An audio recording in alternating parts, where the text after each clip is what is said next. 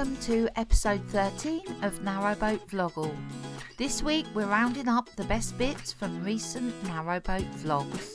The Narrowboat Project share their first vlog. They hire a day boat and take a trip on the Kennet and Avon Canal. So if you follow us on Instagram, you might know that we're selling our flat in Chichester and we want to live aboard a narrowboat. It's taken a little bit longer, obviously, in the current climate to sell our property, but it's still up for sale and we're hoping to be in by the end of summer, fingers crossed. So to get our canal fix, we have hired a narrowboat, a day boat from ABC Boat Hire, and we're on the Kennet and Avon Canal. It's the first time I've had to do any locks, which has been a little bit scary, but got great instructions from Dave and enjoying it so far. So the lock we're coming up to is called Aldermaston Lock, and it's really pretty. It's got scalloped edges, and there's only one other lock that's been designed like that. From what I can see, there's no reason to the design. It's just a pretty thing to have done, I guess. But there's actually been a lock there for 303 years, but it's changed slightly. Jan and Tony from Making New Memories share a tour of their 60-foot narrowboat. We've promised you for ages, since we bought the boat in January, that we would take you inside. Here we are in the lounge, or what else do you call it? The saloon. Saloon. The last time I was in a saloon, there was a lot of blokes drinking beer. You been in a saloon like that? No, and we don't have a dinette. You don't have a dinette. We've no. got this, which it would pull out. Yeah. it opens up. It Oh, does. blimey! It does. It opens up as a table, Yeah. but it's Tony's desk. This is the workstation, That pulls out with his and the laptop's in laptop and there. everything on. Printers under there.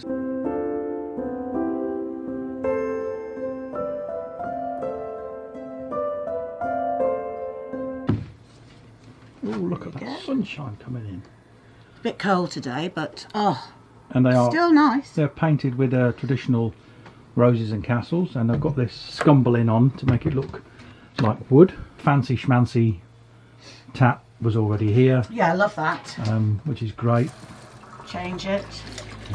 This is the toilet that we had plumbed in. You may recall we had two toilets on board at the time, a composting toilet and a cassette toilet. We decided to keep the cassette toilet. The chippy here made some wooden ends for it so we can get the cassette out. So really nice, actually. And this is what we've done, lightened up the bedroom.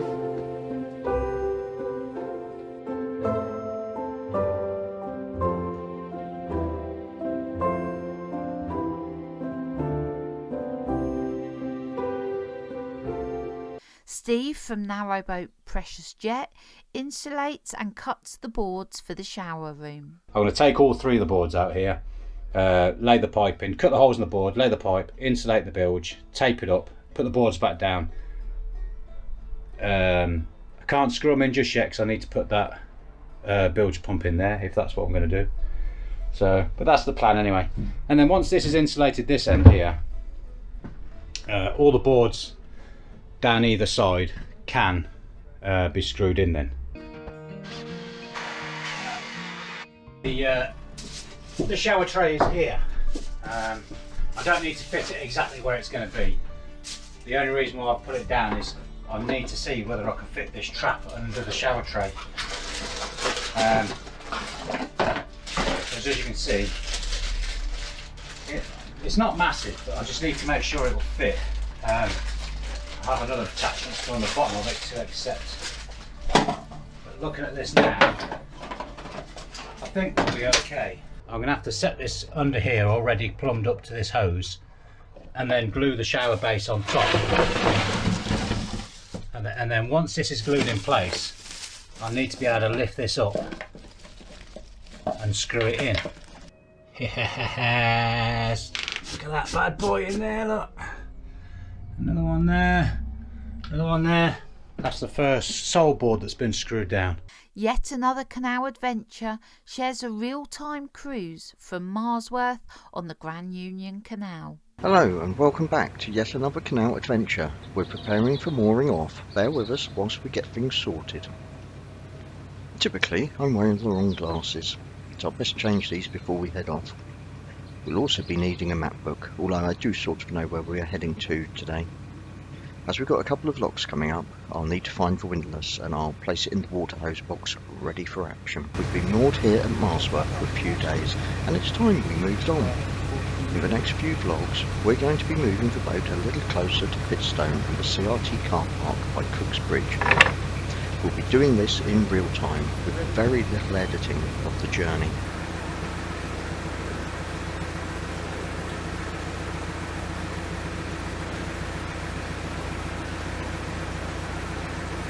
Thanks for watching.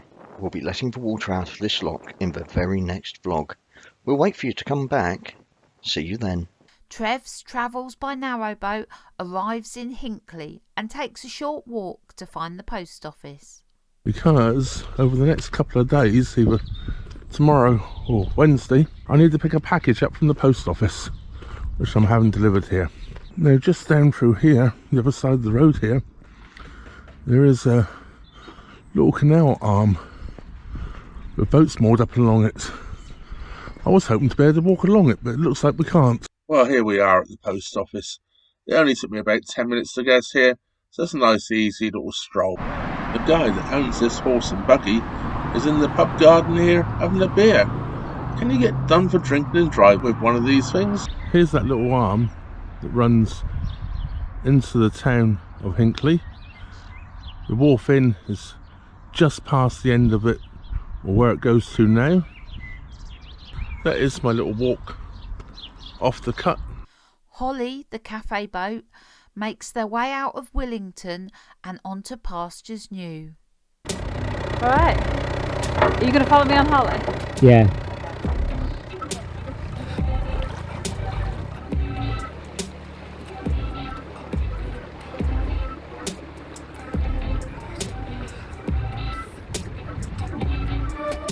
And we're off. Well, at least Joe's off. There's Dan about to follow her. I've yet to even turn the engine on. Well, I stopped to have a chat with Ben and Sylvie. I've got some catching up to do. Still very much in the outer suburbs of Willington at the moment. We're going to pass through Burton upon Trent and then come out the other side of that. And on the other side of that is Branston Water Park, this place that we're hoping to moor up. I'm going along at a pretty good pace. I've got quite a bit of catching up to do. The thing is, Jo is leading the fleet, and she doesn't spare the horses. I'm not sure if that was much in focus, but what I was trying to show you is that there's loads of little mini aqueducts. Here's another one that we're going over right now. I think it's to kind of let loads of little rivers and tributaries flow underneath the canal. One of them is the River Dove, or Dove, but I'm pretty sure it's Dove, that feeds the Trent. Now we're coming up to a big aqueduct. Let's see if it says on the map. I think this one is the River Dove. Yeah, the River Dove, or Dove. This is the biggest aqueduct of them all on this little tiny stretch of canal.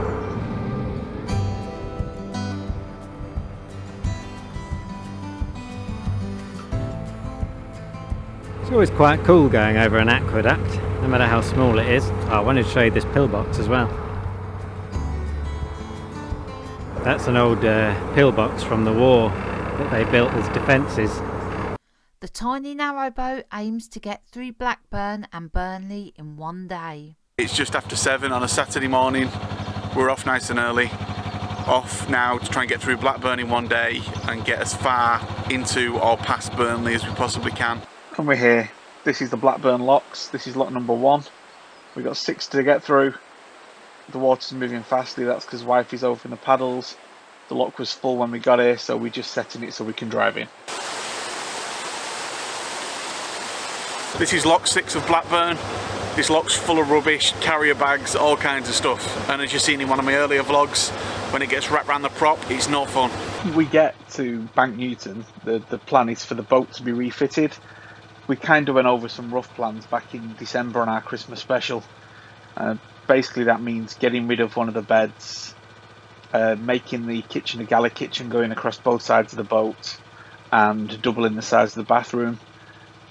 Once we got that done, it's down to get painted, and on the way we've got a few odd jobs we need to do. I want to get rid of that horrible aerial that you can see on the front of the boat, the weird lights on the back of the boat, and the other aerial. So I'm going to get these little bits done. Narrowboat Girl explains how they get their post living on their narrowboat. There are lots of different ways that you can get posts on a boat. Some people can send it to a friend's house or directly to a post office if they'd like to. But we use this place called Canal Post. So Canal Post, different sort of addresses all around sort of the UK you can sort of sign up to.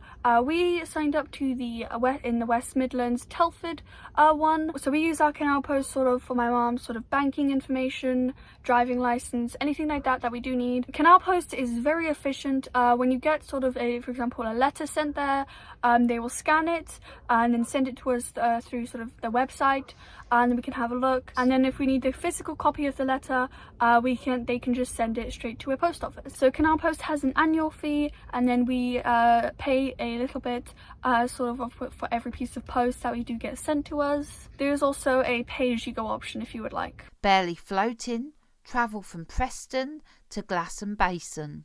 So we finally made it onto the Lancaster Canal. Our travels began here, just off the Ribble navigation. The canal is quite rural here. There's lots of duckweed on the canal this year due to lack of movement during lockdown. It's not a problem, it won't bind up on the prop. We'll have to knock her off. Where are we going to? Anyone want a boat? One careful owner. It's okay, we were expecting this. We ran out of fuel. So I need the plank, the big long stick. Debbie held us off the side while I sorted some pipes. She did a grand job. Make a good gondolier driver, she would.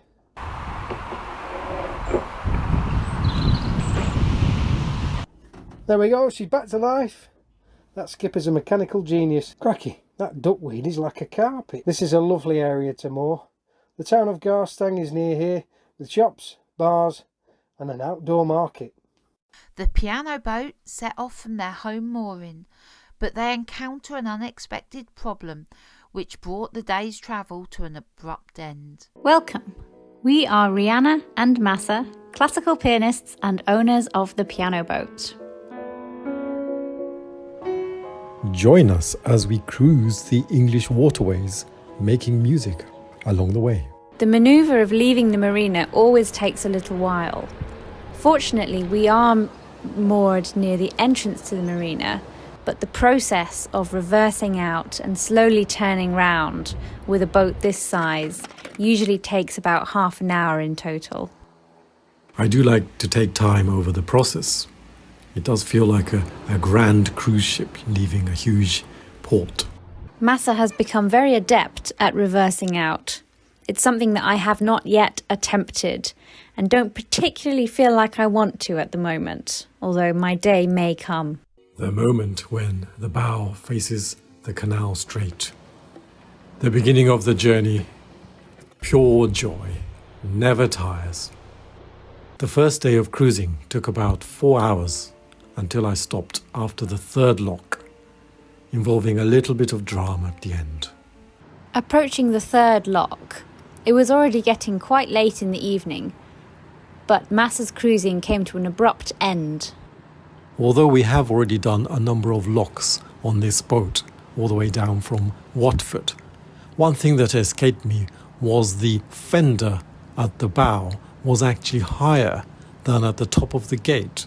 This was new to me, possibly because this boat has a slightly higher gunnel, and it's possible that the water level was on the high side. When going down locks, it's very important to keep the boat towards the front of the gates, as when the water level goes down, we don't want the boat's propeller and the steering to be caught on the sill as the boat goes down. On this occasion, having not realized that the fender was actually above the top of the gate, I realized that the fender was sitting neatly on top and refusing to go down. I tried pushing the boat all the way back, but on hindsight, of course, perhaps I should have quickly stopped the the flow of the water by closing the paddles. This normally takes time, and it may well have been a bit too late anyway. But as a result, the chain that was holding the fender, one side of it, broke loose. I didn't lose anything, but it came as quite a shock to hear this sound.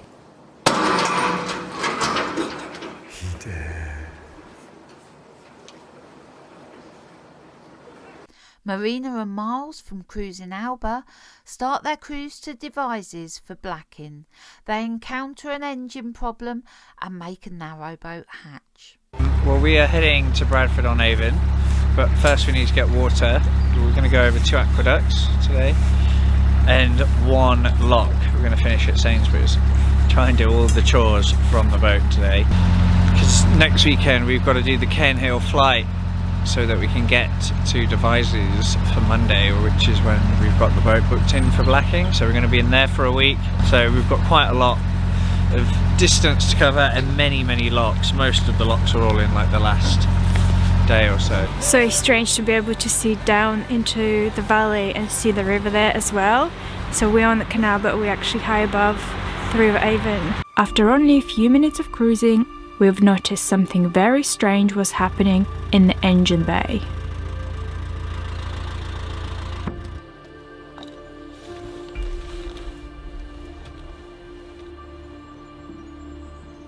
There is no oil in the engine bay, so that's a good sign. Also, I've only just noticed that as we left the water point, so whatever was happening was only happening for no more than 10 minutes, so that's also positive, I hope. It was an age-old coolant leaking problem. Looks like after a month of it working well, it suddenly got worse again. Does it fit? Okay. Might be now too high. Too tall.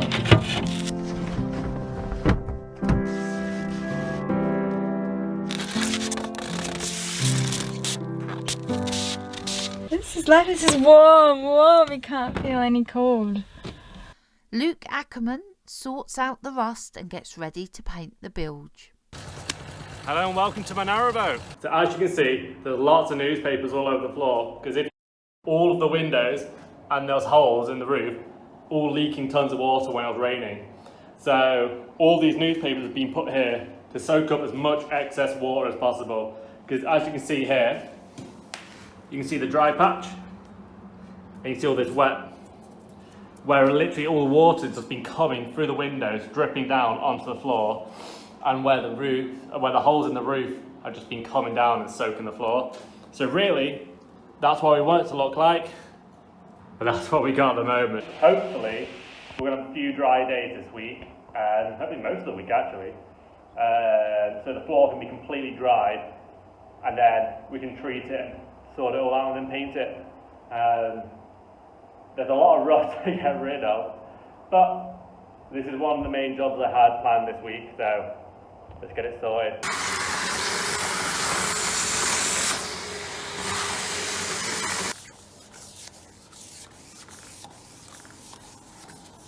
So I finally finished scraping and cleaning up all the floor. So unfortunately some of my footage got corrupted, so where you saw the black squares, that was all the bitumen paint. The whole of the floor is now being covered in paint. What I did was put a cover of rust converter on it.